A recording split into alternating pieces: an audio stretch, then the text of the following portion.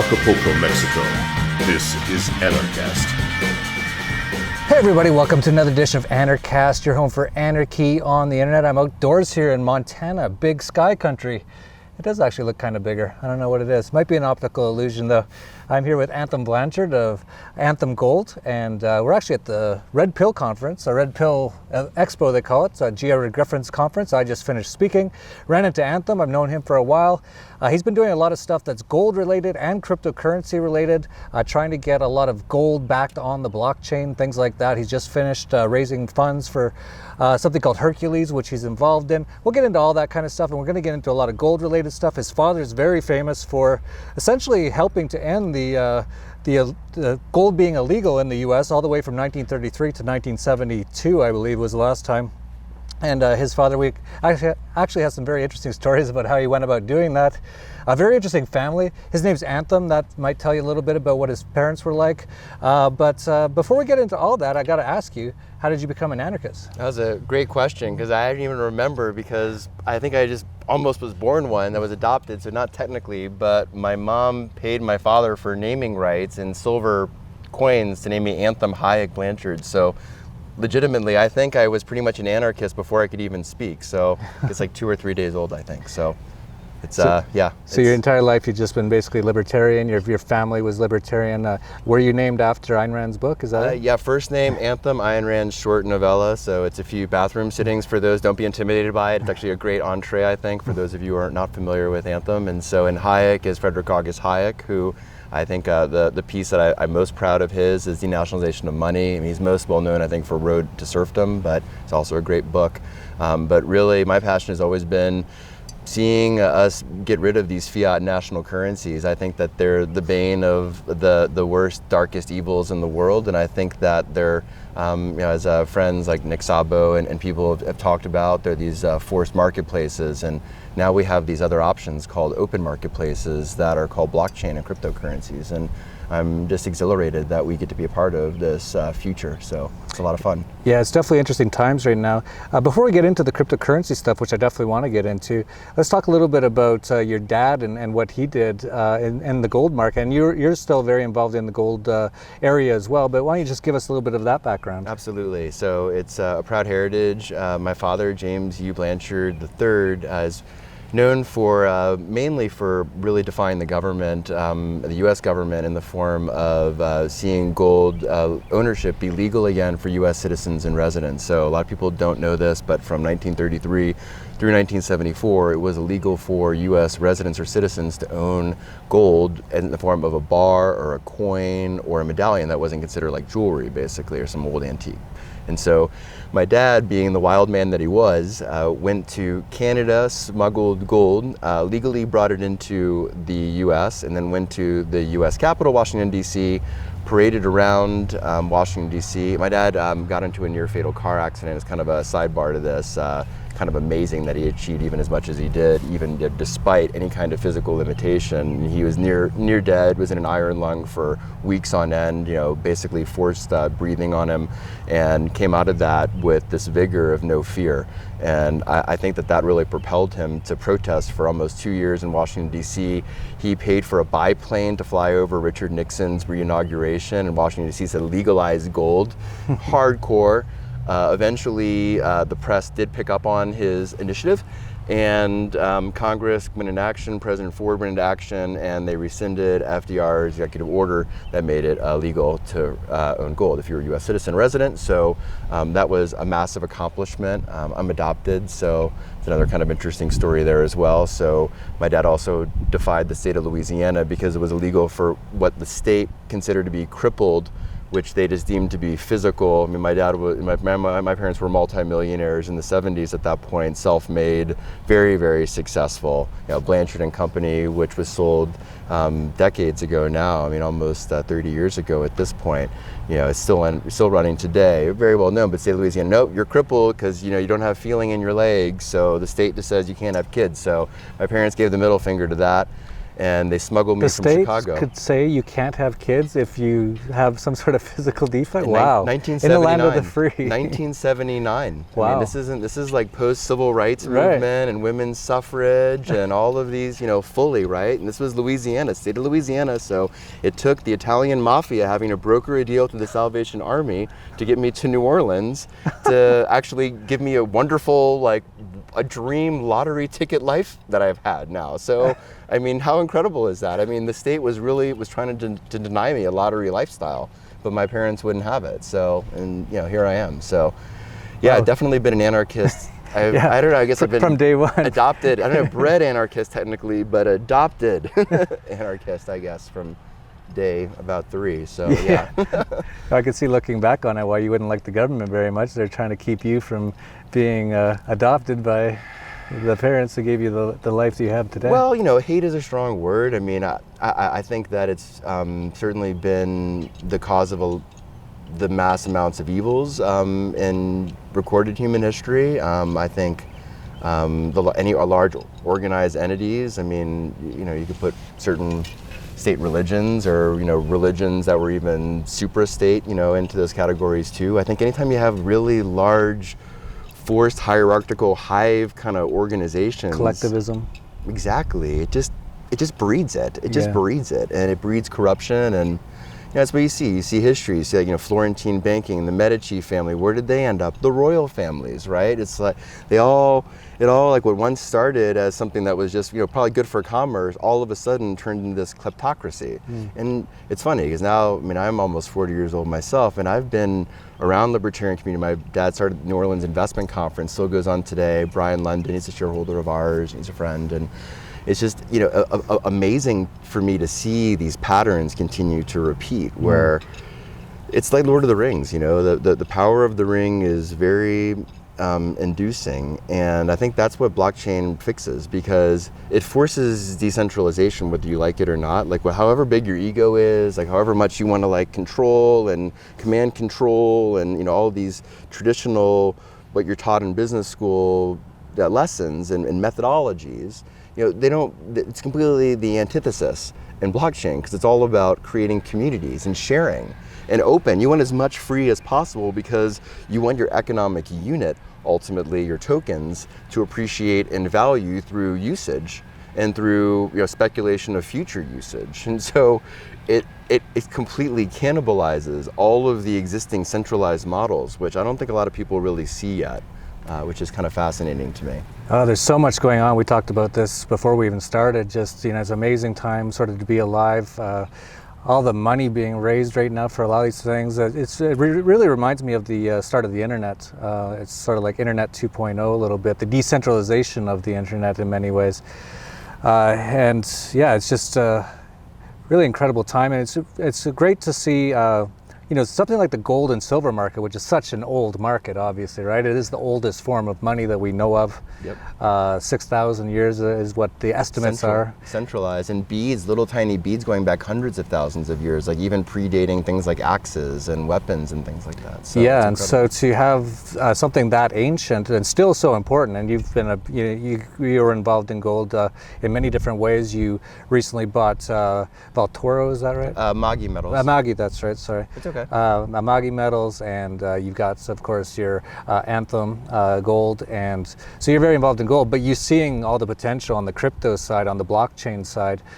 So tell us a little bit about what kind of potential you see for that. And before we start on that, I should point out that it was only just recently that I really, I'm not that smart. Like, I'm very slow on some things. Seriously, I was sitting there and I'm making all this money on Bitcoin, on Steam, and it was getting kind of high. Not so much Bitcoin, but Steam, I thought, and definitely Ethereum. If I actually had some Ethereum, I sold some.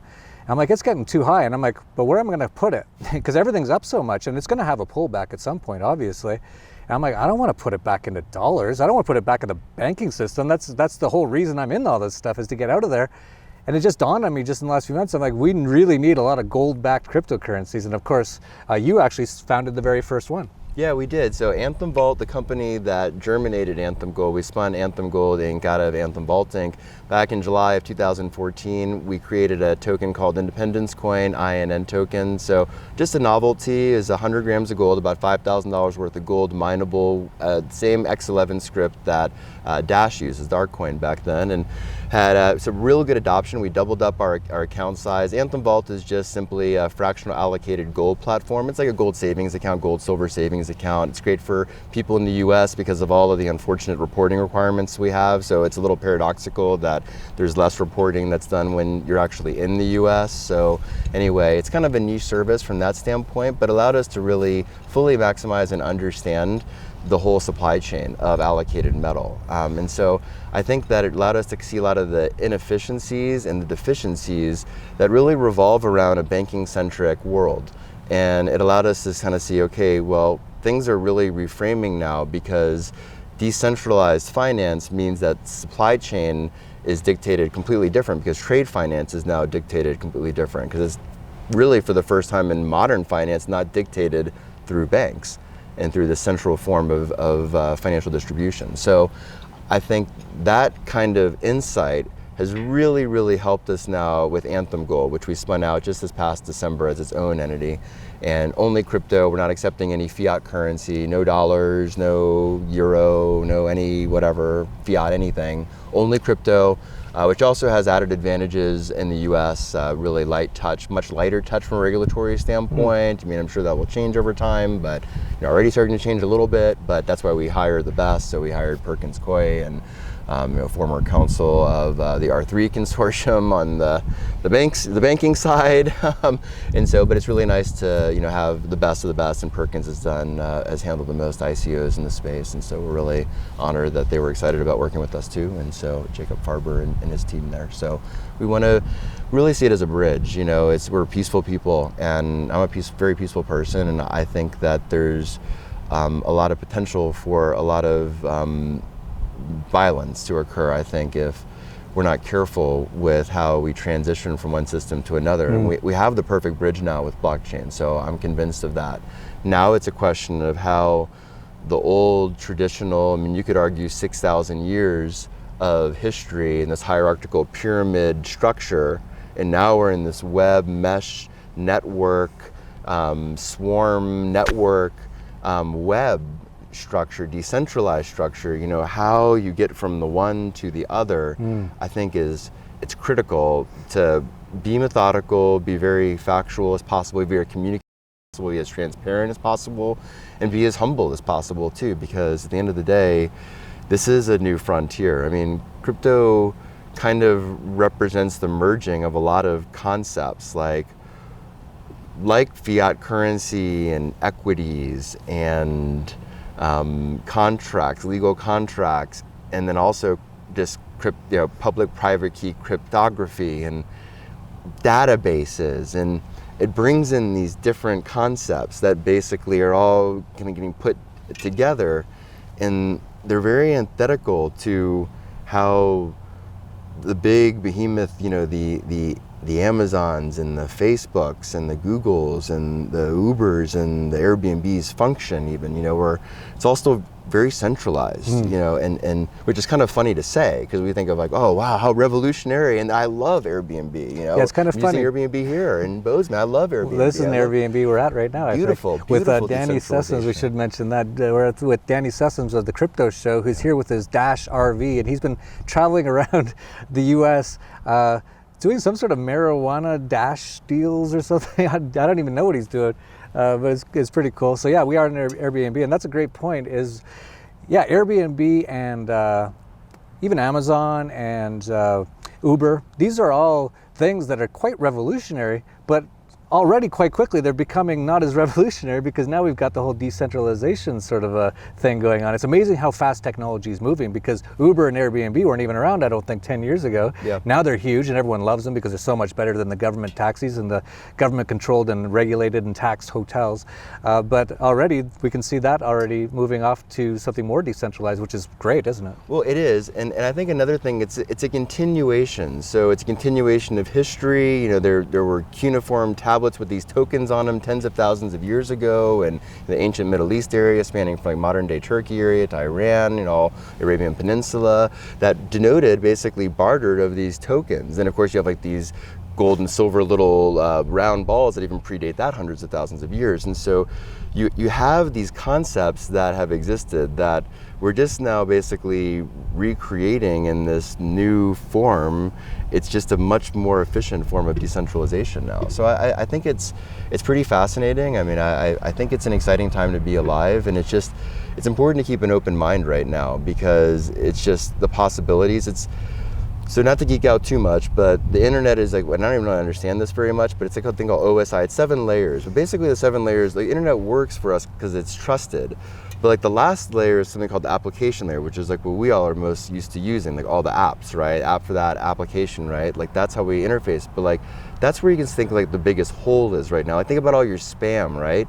Or like think about like when you get a virus like on your machine from some kind of application, you got to pay ransomware. Maybe that's how you first. Unfortunately, I hope that's not how you discover Bitcoin, but it might be, and then probably it is going to be for a lot of more growing people, just not because of Bitcoin, but just because of how untrustworthy the application layer is. And so Bitcoin it just builds upon that application layer that didn't have any trust, and now basically builds almost like another 7 layers on it in an interesting way. And I've kind of been thinking about it a little bit that way. And so I think it's just important to think of things. I think that way it's not so scary, right? Because if you think of things more like it's a continuation, or things like these are things that have already happened in history, we're just continuing them now. So it's not like, oh, like we're doing something so drastically different. And I think for a lot of people it's comforting that way.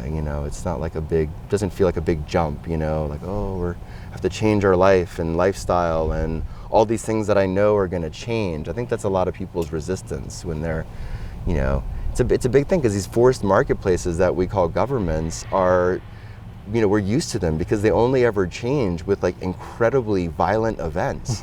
Like either they're taken over violently in some way, maybe now it'll be a little less violent if it's financial war, or it's a violent rebellion, or maybe it's not, and it's a hopefully bloodless rebellion, but then there's blood later on, there's always blood, right? And so, but these open marketplaces, which we call cryptocurrencies, all use gots to do to opt out is just one from the other. Just go to an exchange, bam, just like, you don't have to like trust anybody with it, right? You go to like a Shapeshift, or you could even go to like a custodianless exchange. So like all you have to do to opt out is just exchange crypto tokens, and now you're in a new marketplace. And if you don't like that one, you can just diversify into thousands if you like, and it's no big deal. It's no big deal because they're open marketplaces, and then it forces competition. I mean, in order to force competition you have to force competition with forced marketplaces, and then that force is literally violence.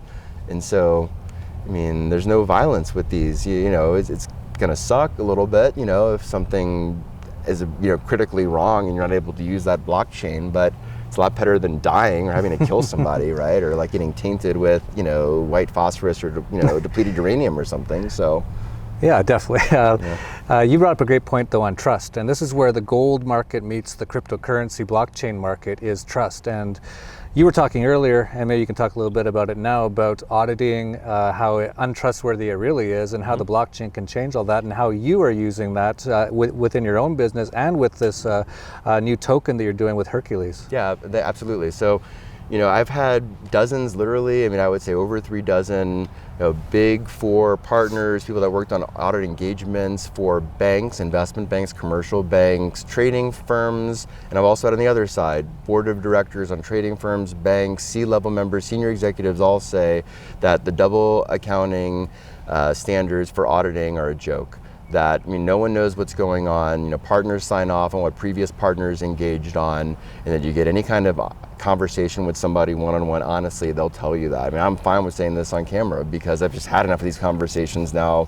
It's, there's nothing wrong if it's the truth that you're telling. And Double book entry by the nature, a transaction happens and then you audit a transaction a year later usually, and then like you're not even probably auditing that one. There's maybe like a 3% chance maybe that you even touch that transaction because there's so many. And then what are you going back and looking at? What somebody supposedly said back then? It could have been 11, 12 months ago, and maybe even longer, because usually you don't start the audit at least for a few months minimum until your fiscal year ended, because you have to then get all of your books ready for all the things you did. I mean, God forbid you had multiple transactions or mergers, then it really gets messy, right?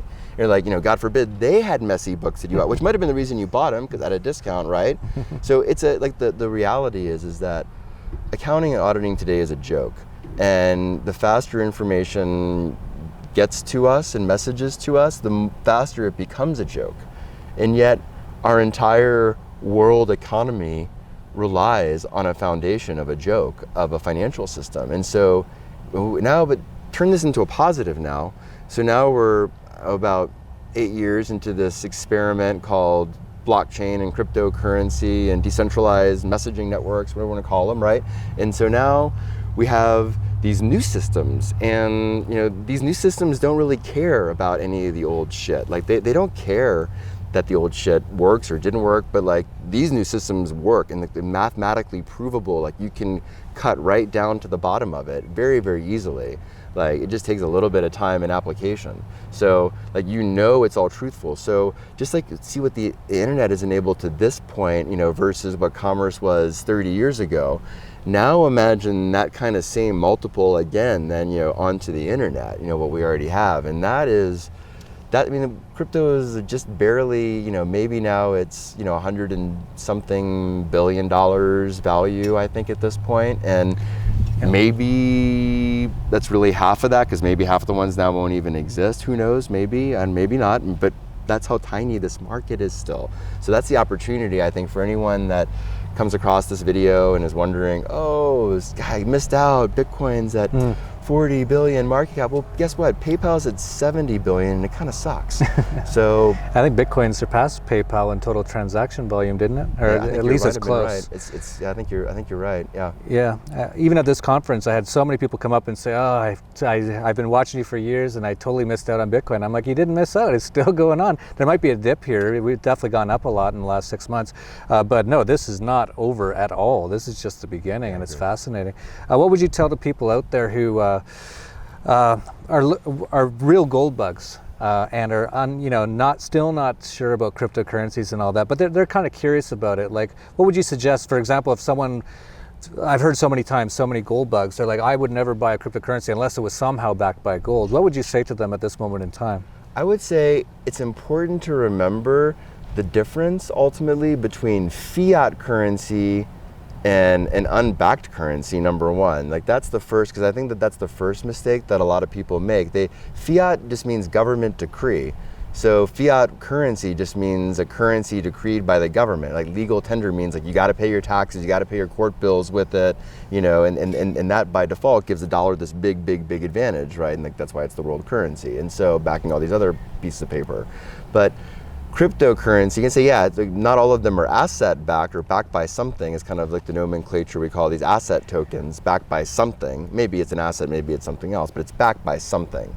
And so, but just the mining power alone is backing it, or whatever, but it has something. Could be, exactly. And so in the case of the proof of work type of blockchains, like Bitcoin being obviously the most famous, inventing proof of work and blockchain period, that we have a case where it's the immutability, the impenetrability, the unchangeability of the system in a world that's fraught with deletion and corruption and fraud and deletion of records from Soviet Union, from different religions over the years, from you name it. Obviously Enron, we can think of all the notorious Arthur Anderson. How about, here's a perfect example, Fort Knox. Yeah. I don't know what your opinion of it is, but anything that hasn't been audited in 70 years and is owned by the government, I consider it's probably gone. So that's a perfect example, right? And you know what? Like, is it gone? Is it repledged to other Right. people? Is it No one partially knows. gone? Is it partially I don't know. It's just like, but you have to force those, those guns by force. Whereas, cryptocurrency, it's just saying, yeah, does this system provide me with usefulness? Like, does this system provide me with usefulness for like the units of comfort that I want to make my units of happiness in my life better? Like, that's it. And it's not like, with government, like, how am I going to hide and try to like find loopholes to try to like figure out some kind of form of happiness, like in between all of my anxiety, because it's like every breath I take, I'm probably violating 10 laws, like even if I'm a freaking Quaker or something, you know what I mean? Actually, there's different sets of laws and you're violating, right? It's like you're always violating sets of laws. So it's a joke, a regulation. It's impossible to live. It's all selective enforcement. And cryptocurrencies regulate themselves. Yes, right? and there's no selective enforcement because, and you can see this like very, very applicably on even a business level of like, look at the problems that Netflix is having right now and Disney is having right now, where their films are being held ransom from pirating. Why is that? It's because internet service providers can't really filter the exact information that's clearing through their networks. Like, they can, when they do packet filters, it's like brute. It's like any kind of file that's this kind of file. Like, it's pretty rough. Like, whereas with cryptocurrencies, the miners, you can get to ultimately clear like whatever's in, whatever is dictated basically in the protocol, right? Like whatever is dictated in, for that blockchain for it to do, then like it is set, right? Once it's set, and then until it's like whatever kind of consensus is required to change it. But like, there's all clear rules. It's not like someone say like, here are the rules, and then like a bunch of people come in with the guns and say, nope, like burn up those rules. It might have taken you years to come up with them, and like everybody followed them, but like, nope, now you got to come in with these rules, right? Because like the only way that they can do that is if like blockchains started going to war with one another, and I mean, we'll see when that world gets there. I think the first war is probably with the central governments and central banks with blockchains probably first, is my guess. But it's interesting, it's beautiful time to be alive. So it's yeah, we're seeing the central banks, definitely different central banks around the world having different takes on the blockchain right now. So even the central banks can't decide what they're going to do about all this. And really, there's nothing they can do. So it will be interesting, and that will be interesting if we ever see blockchain wars. It's already fascinating. For people out there, if you've never looked into cryptocurrencies, this is just an absolutely fascinating space. And once you get into it, it's just mind-blowing. All the potential, all the possibilities, all the problems, all the scandals. Bitcoin with its potential soft fork, hard fork, the people who are battling over it. But it's all in the free market, and there's no bloodshed. It is beautiful. It's absolutely beautiful. Yeah. So you've got Anthem Gold. You've just launched this, or you're just about to launch, or just did launch this Hercules token, which you expect will kind of back all kinds of assets.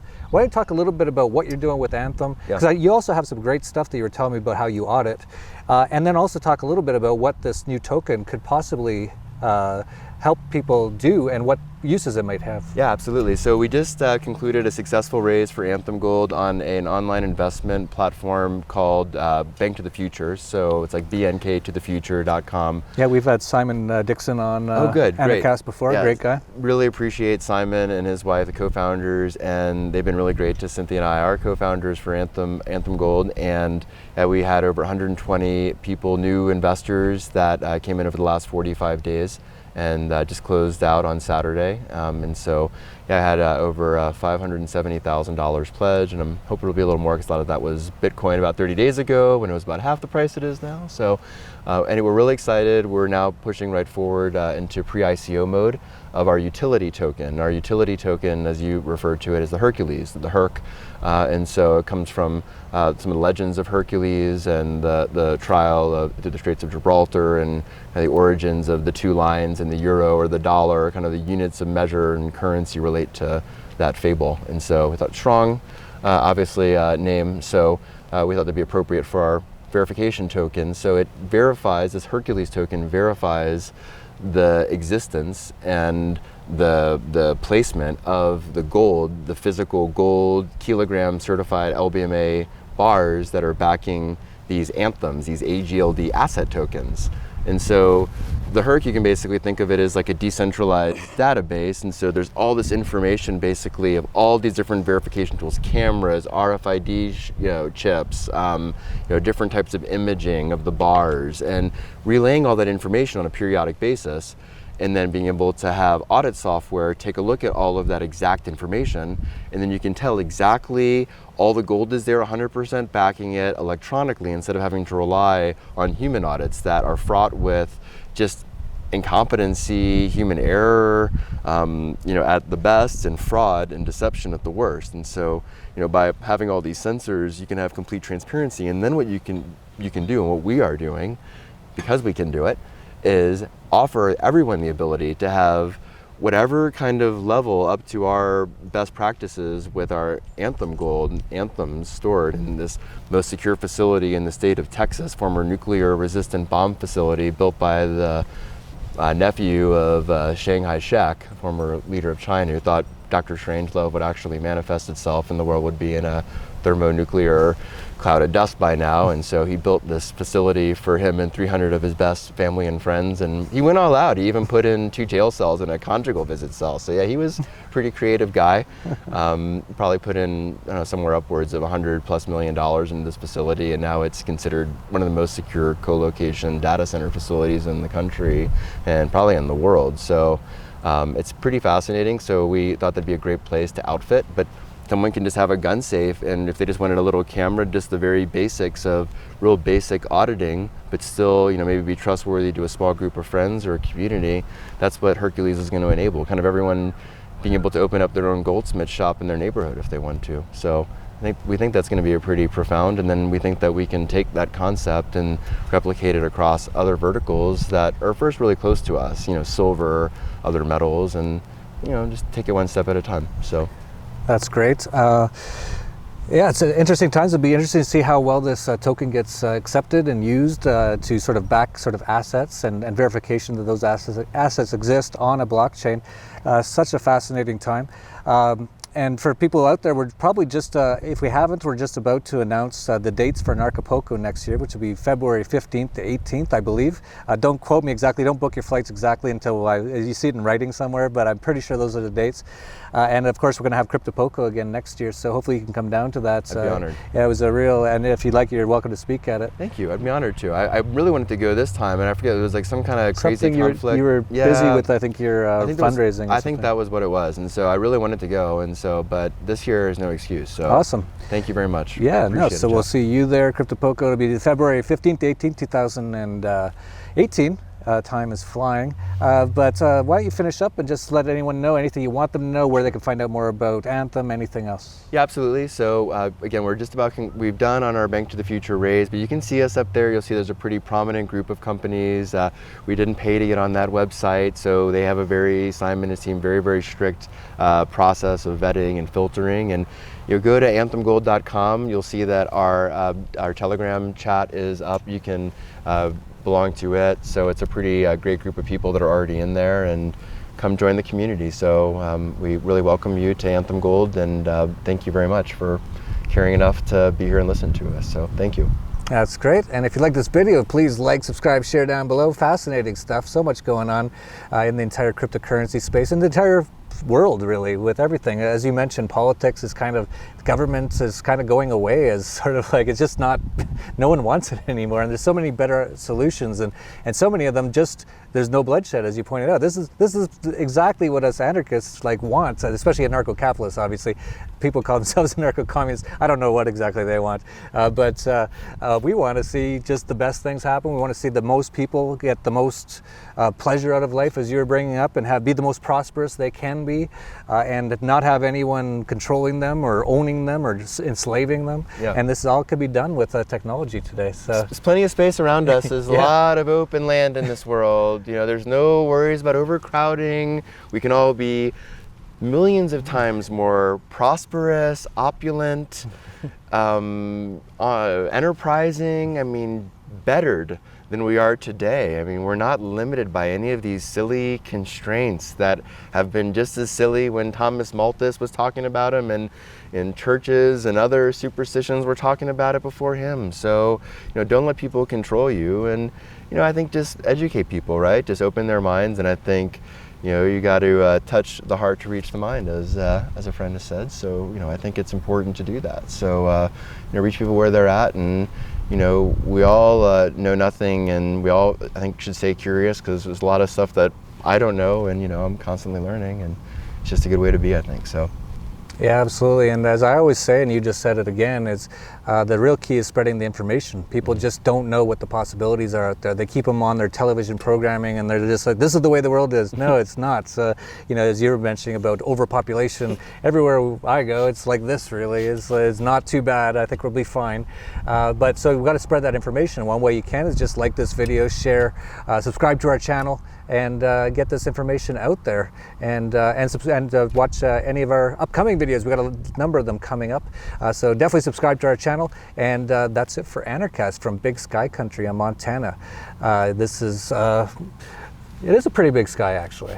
I don't know what it is. It might be an optical illusion, but it's actually quite nice here. I've barely seen any cops, and so that's good. And actually, all the people I've met, that might be just because I'm at this conference, but they're all very libertarian and anarchist here. So pretty nice place. So we've been enjoying it. So please like, subscribe, share these videos. And that's it for Anarchast, your home for anarchy on the internet. Peace, love, and anarchy.